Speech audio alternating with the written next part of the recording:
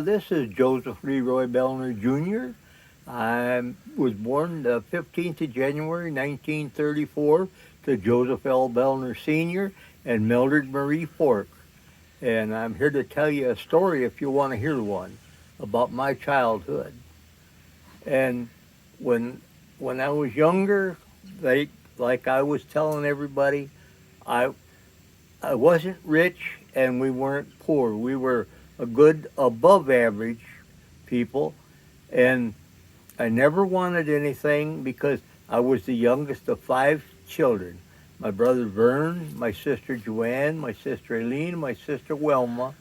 I'm the youngest one of the bunch, and I'm 86 years old, so you'll have to take it for what it's worth.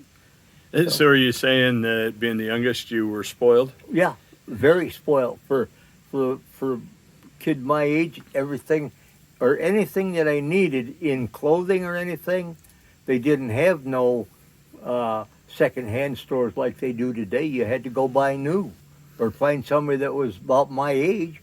And in the neighborhood, everybody was my age, so I didn't get anything but new stuff. So you were born in 1934. So the age you'd cognitively start remembering things would be in the 40s. So the 40s and 50s. What was Yeah. it like growing up then? Oh, in the 40s, I can't say that we, like I said, I can't say we were poor, but because we traveled all over the country.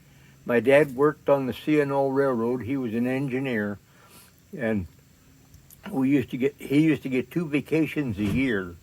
And when we'd go anywhere, it was always on the train, of course. And my dad, if he wasn't sitting in the car with us, he was up running the engine. And that made me very proud. I'm telling you. Did you ever get a chance to go up in the engine with him? Only when he was working out at Walbridge, Ohio. I used to ride back and forth at Walbridge when they had the big yards out at Walbridge, Ohio. But other than that, when we'd pull into a station, he'd get off the train and go up, and he'd be running the engine because he knew everybody because he had so many years in.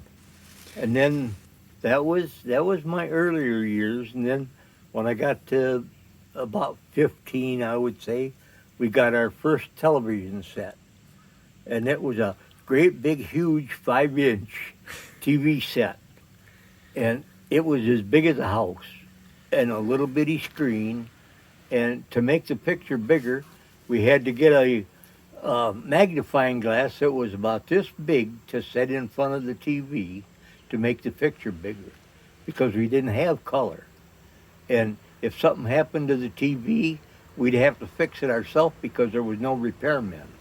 We'd have to take the tubes out and take them down to what they called a Lane's drugstore. And they had a TV place there that you could test your own tubes. And when you found one bad, you bought it and took it home, and you put all the tubes back in it. And you might have maybe more than one tube that was bad.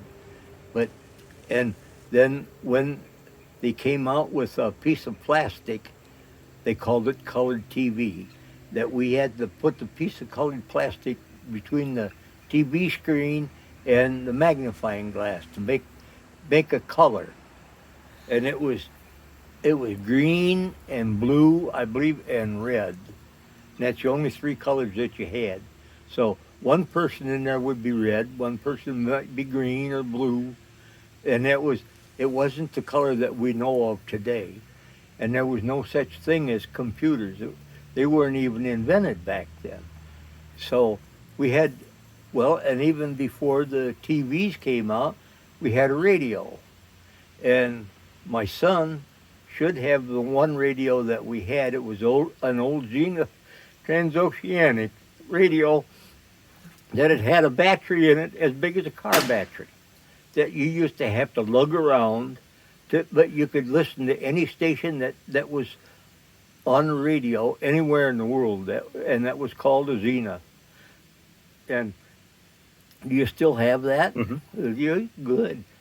And then we graduated from that to the TV, and then all of a sudden they came out a couple of years later with a little bit bigger TV, a little bit bigger TV.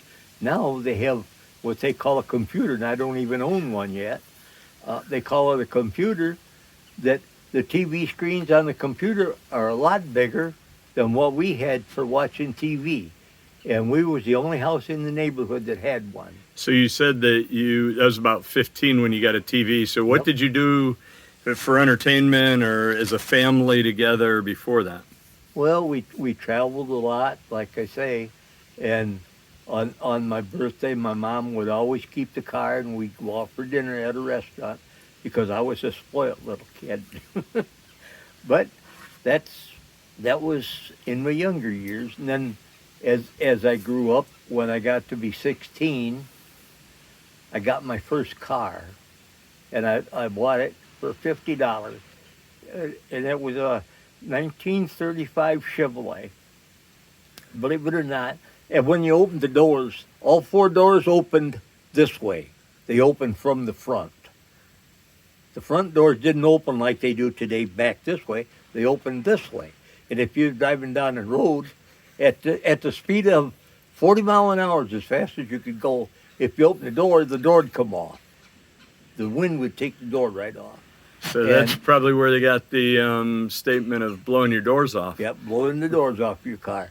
But like I said, the speed limit on them cars back in the 30s, 40 miles an hour, you was really cutting down